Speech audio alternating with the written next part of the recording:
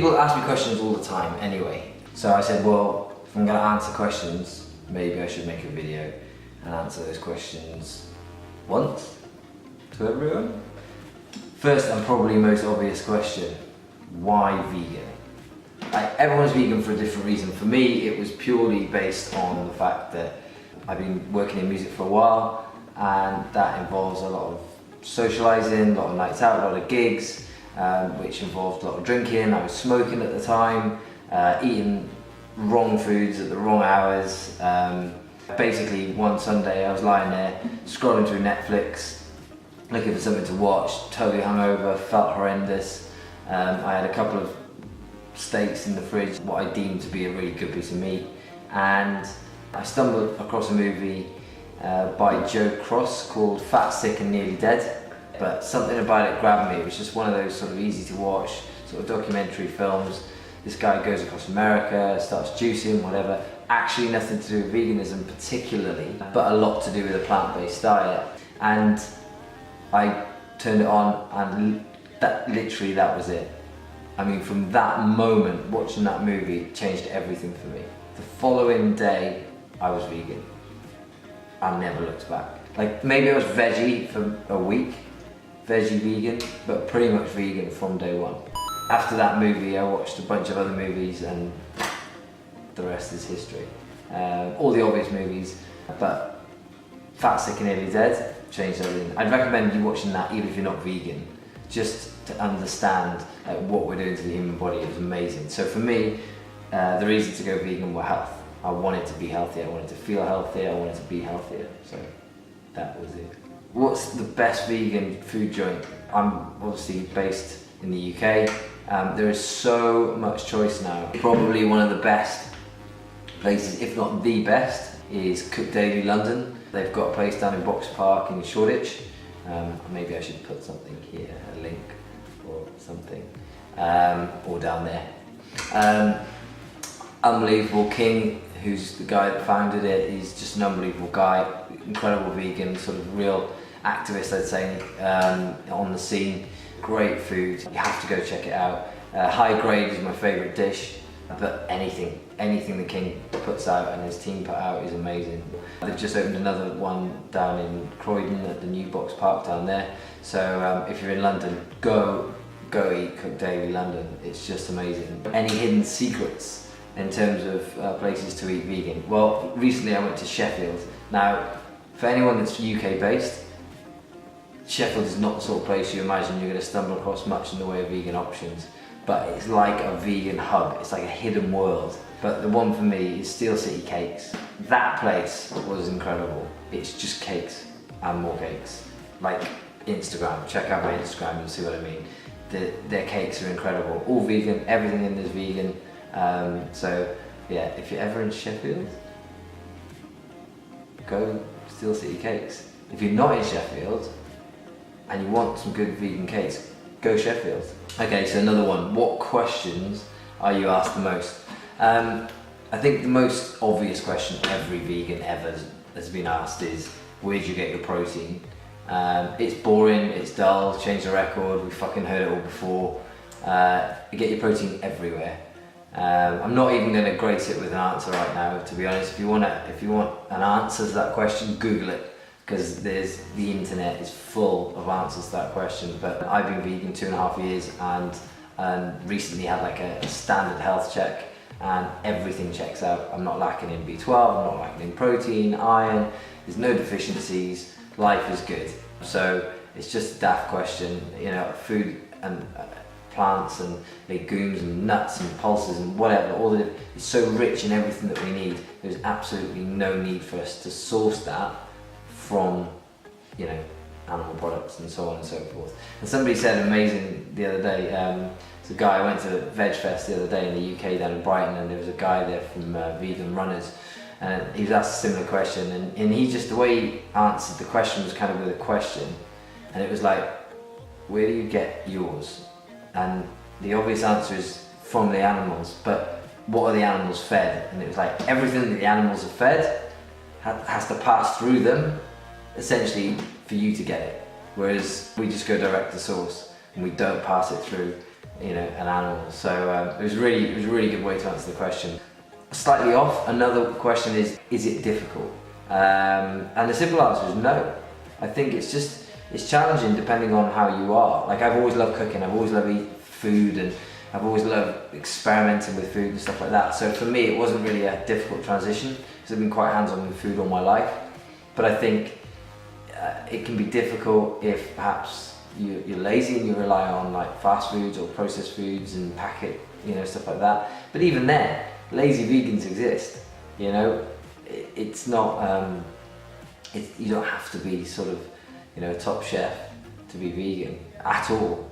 So it's not difficult, no. Yeah, it's not difficult at all, no excuses. Beard problems.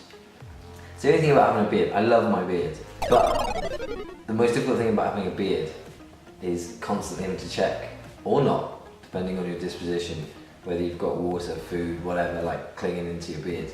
Yeah, it's not the one. But anyway, fuck it. Another question I get asked a lot is, what's the worst thing about being vegan? I'm sure it's the same for a lot of vegans.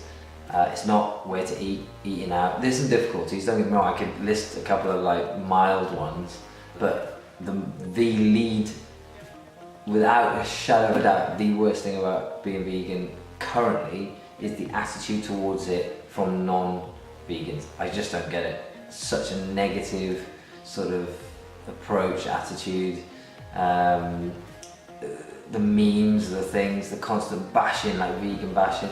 I don't give a fuck what you eat what you want. I don't care how you live your life, that's your life, you do what you want. So why do you care so much about what I do?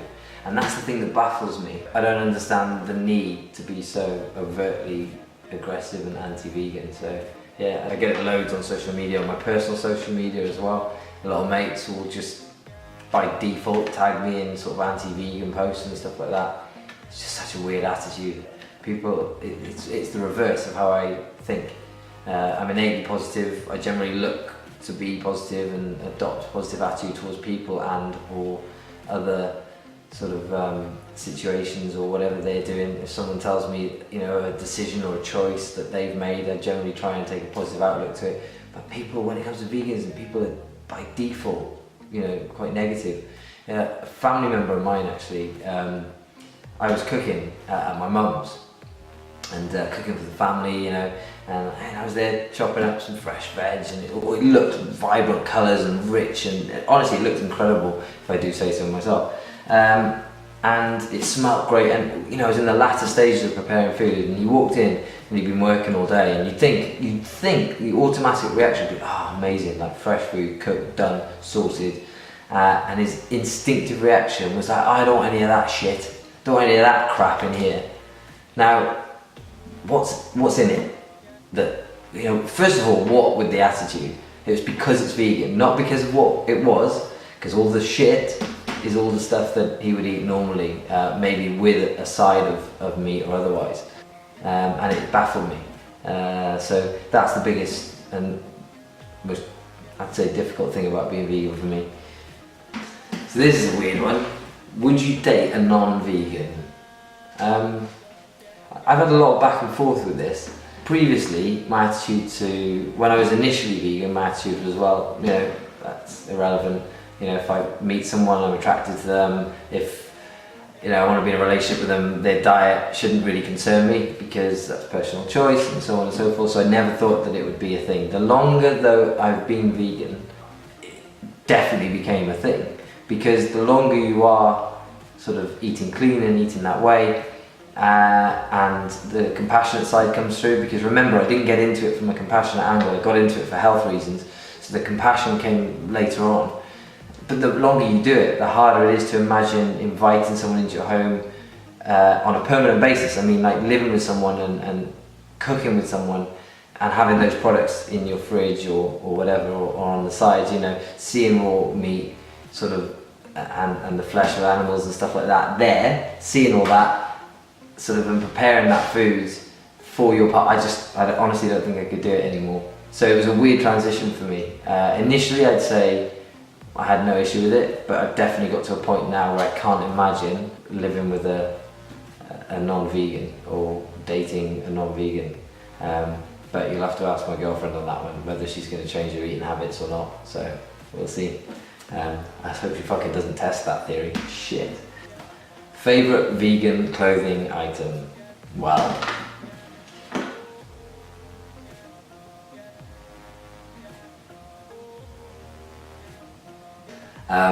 in fact, I have another one. It's a close call. So most worn, probably this. This from King, Cook Daily. No blood, no bones. Love it. Definitely wear this the most, without a shadow of a doubt. Can't take it off, it's comfortable, it wears well, and it's got a brilliant message and I love it. But probably nipping at its heels and definitely about to maybe overtake it as my favourite clothing item is this t-shirt from Ethics and Antics. It's the old vegan ninja. Absolutely love this t-shirt. Yeah, go get one. Tell them I sent you. You'll get no discount. Have you ever slipped up?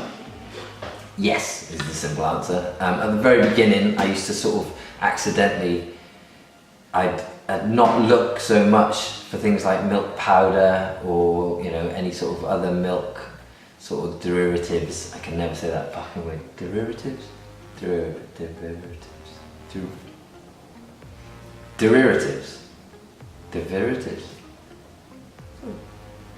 Anyway, other shit like milk. So I'd never really paid too much attention. Then I remember eating a bag of crisps once. Shouldn't be eating them anyway because they're full of shit. But I was eating a bag of crisps, and I remember like 2/3 of the way through, and I'd been eating these crisps for years, and I was certain that they were vegan. I was really happy with it, and they were like Thai chili, and clocked that they had milk in them, and yeah, obviously gutted. But this was in the early days. You get more pertinent, you get more switched on, you know what to look for. And so I don't slip up these days. Sometimes you have to be careful when you're eating out, because obviously restaurants, they put butter in everything and dairy and everything that you know, unless you specifically say vegan, and even explain to some of them what that means. You know, I remember another time at the very beginning going into a pub and asking for a vegan option, and the chef looked at me blank. Had no idea what I was talking about at all. I had to explain. So no animal products, you know, nothing that, no dairy, no meat. I had to go really into detail, and it took him a while to get it. In fact, one of the daftest questions I was ever asked was, are potatoes vegan? It's brilliant. But generally, in terms of slipping up, not really, not anymore. So, do you feel different? Is another question I was asked. Now, 100%. I had a huge steep curve at the beginning. I remember at the beginning, you feel incredible. It's like, I don't know, it's like you've been hit with like this healthy drug that makes you feel amazing. You've got more energy, you've got, you know, a clearer attitude, you know, the clarity of thought is better, your decision making, everything. And then you plateau a little bit, it gets a bit sort of normal, and you don't feel those highs that you were getting at the beginning. Then maybe you get a bit lazy and you realise that you need to hit it harder again. Because you can be a lazy vegan and eat the wrong things. But I feel 100% better than I did 3 years ago. Since, you know, adopting the vegan lifestyle and eating a plant-based diet, I feel 100% better. So yes is the answer. And I don't really work out as much as I should. So I believe if I added that into it as well, you know, it would be that would complete the jigsaw. But that's why I put an appeal out recently on my Instagram looking for trainers, because I want to like collab with a personal trainer and just get the whole fitness angle on this included. And I reckon that would be it then. That would be the one. Done. Project complete. I wouldn't know what the fuck else to do then. Live. Do you miss anything? Do I miss anything? Not really. What I learned was, I do miss a couple of things, but I've learned how to replace them. What you learn when you become vegan is that you miss flavours and you miss the memory of things, not the thing itself. There was a certain type of steak that I'd eat in certain restaurants, and when I first went vegan I was thinking, I'm going to miss that, and bacon is the obvious one everyone always says, but I realised it was the seasoning and the texture. They can all be recreated, Like, you can get meat replacements for almost everything now, and I mean, some of it is crazy, some of it's like weird science shit. It looks and feels like it's meat, which I find really bizarre. I don't really opt into that kind of stuff. But it's the seasoning and flavours. Like, I made a portobello mushroom burger the other day, loads of lettuce and tomatoes and everything packed in. And I mean, a portobello mushroom, you won't believe me, but when you season that shit right, it's just like a banging burger. It's amazing. If you want the meat consistency and texture, get a meat replacement burger, a vegan burger. It can be done. And then again, season that stuff right. Like the mince replacement, you can season it for chilies and do burritos and fajitas. There's chicken replacements, stuff like that. So you can go down that road, but I don't really miss anything because there's so much stuff out there to fill those voids. And like I say, it's the seasoning. If you get your seasoning right, you miss nothing. Absolutely nothing. There's nothing. Like, what could I miss? There's chocolate, like ice creams, burgers. There's I can't think of anything that I could possibly miss. So, no.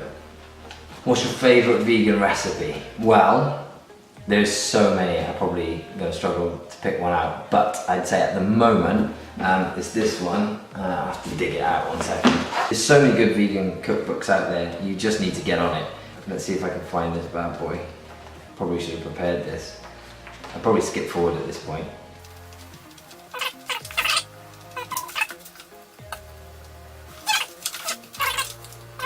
Great, I got it, I found it. Boom.